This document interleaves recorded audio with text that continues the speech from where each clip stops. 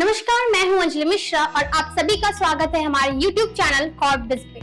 बीते कुछ दिन भारत के लिए काफी एक्शन पैक्ड रहे और हो भी क्यों ना।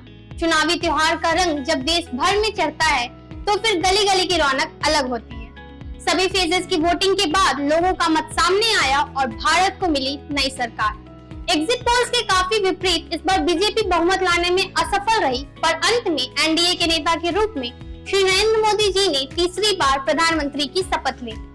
पर इस पूरी चुनावी दिनचर्या का फाइनेंशियल मार्केट में काफी असर देखने को मिला। एग्जिट पोल्स के उलट आए नतीजों ने मार्केट को उथल पुथल किया और तभी से मार्केट में स्थिरता नहीं।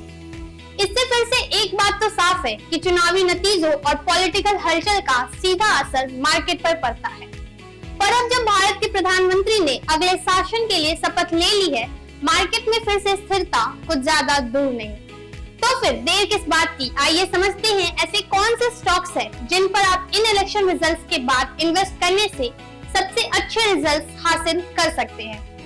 पर इससे पहले हमें समझना होगा कि आखिर मार्केट के उतार चढ़ाव में चुनाव का योगदान क्या है। 2024 के नतीजे एग्जिट पोल्स के बाद बहुत लोगों के लिए चौंका देने वाले थे और यही कारण था कि रफली 4% का रन अप उसके एकदम बाद देखने को मिला। शेयर बाजार में हलचल बहुत ही तेज हुई और बहुत से स्टॉक्स ने भारी नुकसान तक झेला। इसके पीछे कारण यही है क्योंकि उम्मीदें बहुत अलग तरह के नतीजों की थी। ऐसे रिजल्ट्स ने एक शॉर्ट टर्म पैनिक क्रिएट किया। ऐसा एक बार पहले भी देखने को मिला था जब 2004 के लोकसभा नतीजों ने पूरे देश भर को चौंकाया था।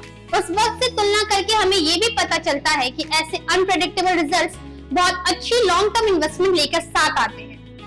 और साथ ही कुछ बहुत प्रेडिक्टेबल मार्केट ट्रेंड्स। इनमें से कुछ ट्रेंड्स तो बहुत ही सरल होंगे, जैसे कि आप इस शासन में भी एनडीए चाहेगी जीडीपी को एक अच्छी गति से बढ़ते देखना और इसके लिए वो अपना केंद्र इंफ्रास्ट्रक्चर और मैन्युफैक्चरिंग पर रखेंगी। चीन जैसे देश में स्ट्रॉन्गेस्ट ग्रोथ ईयर 2005 में सबसे ज्यादा growth in size manufacturing share की हुई थी। अब कौन से शेयर्स और इन्वेस्टमेंट आपको लाभ देंगी, चलिए देखते हैं इन्वेस्टमेंट।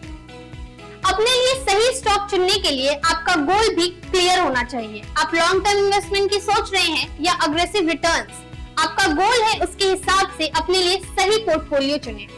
ज्यादातर आपको प्रोफेशनल एडवाइस करेंगे कि शॉर्ट टर्म पैनिक जब मार्केट में चल रहा हो तब अपना डिफेंस स्टॉक्स में ही इन्वेस्ट कीजिए ताकि आपका जो रिस्क फैक्टर है वो मिनिमम हो जाए। और ऐसे वक्त में ये अप्रोच कोई गलत नहीं है। डिफेंस स्टॉक्स में सबसे आगे रहता है एफएमसीजी स्टॉक्स और हिस्टोरिकल भी साल के सेकंड क्वार्टर में एफएमसीजी स्टॉक्स का जलवा रहता है। पिछले 16 में से 14 बार Q2 में एफएमसीजी पॉजिटिव रहा है विद एन एवरेज ऑफ 5.2%। इसके बाद एक और सेक्टर जो ट्रेंड्स के मुताबिक हमेशा ही इलेक्शन के बाद बहुत अच्छे रिजल्ट्स देता है वो है बैंकिंग सेक्टर।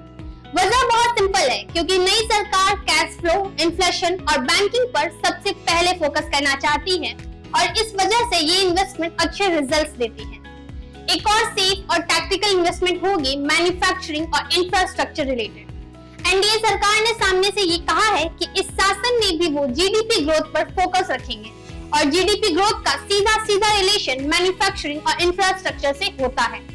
उदाहरण के तौर पर समझे तो चीन का सबसे कामयाब ग्रोथ ईयर 2005 में सबसे ज्यादा योगदान मैन्युफैक्चरिंग का था। वहीं दूसरी तरफ अमेरिका के लिए इंफ्रास्ट्रक्चर की ग्रोथ ने जीडीपी में भारी योगदान दिया। इसलिए आने वाले वक्त में ये दोनों सेक्टर्स के शेयर आपके लिए बहुत अच्छी चॉइस साबित हो सकते हैं। इस सेक्टर में सबसे बड़े प्लेयर्स रहेंगे aerospace, defence, solar energy, railways और ईवी मैन्युफैक्चरिंग। अगर आप बिल्कुल ही सेफ साइड रहना चाहते हैं और अभी कुछ वक्त सबसे सुरक्षित शेयर्स की तलाश कर रहे हैं तो फिर निफ्टी 50 से बेहतर कुछ नहीं। आपका रिस्क फैक्टर काफी कम हो जाएगा, पर ज्यादा भारी रिटर्न्स की अपेक्षा ना करें। एक चीज आप सभी ध्यान रखें, कोई भी इन्वेस्टमेंट करने से पहले जांच पड़ताल जरूर करें और अपनी गोल्स के हिसाब से शेयर्स चुनें। तो आइए हम सब मिलकर एक नए भारत के नए युग में निवेश करें तो हमारे देश को तीसरी सबसे बड़ी अर्थव्यवस्था बनने में सहायता करें।